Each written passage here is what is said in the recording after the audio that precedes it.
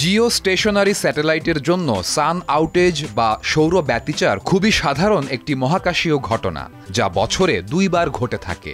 সৌর ব্যতিচারের কারণে স্যাটেলাইট নির্ভর সম্প্রচার কার্যক্রমে সাময়িক বিঘ্ন ঘটার সম্ভাবনা থাকে। বাংলাদেশ স্যাটেলাইট 1 এর ক্ষেত্রে সৌর ব্যতিচারের কারণে আগামী 29 সেপ্টেম্বর 2025 থেকে 6 অক্টোবর 2025 পর্যন্ত প্রতিদিন কিছু সময় ধরে সম্প্রচার কার্যক্রমে বিঘ্ন ঘটার সম্ভাবনা রয়েছে।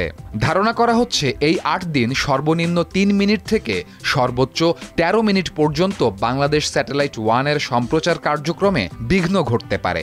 বিএসসিএল এই সৌর ব্যতিচার সতর্কভাবে পর্যবেক্ষণ করবে। বিএসসিএল বাংলাদেশের প্রথম স্যাটেলাইট বাংলাদেশ স্যাটেলাইট 1 BS1 এর মাধ্যমে বর্তমানে দেশি বিদেশি বিভিন্ন প্রতিষ্ঠানকে সম্প্রচার ও টেলিযোগাযোগ সেবা প্রদান করে থাকে।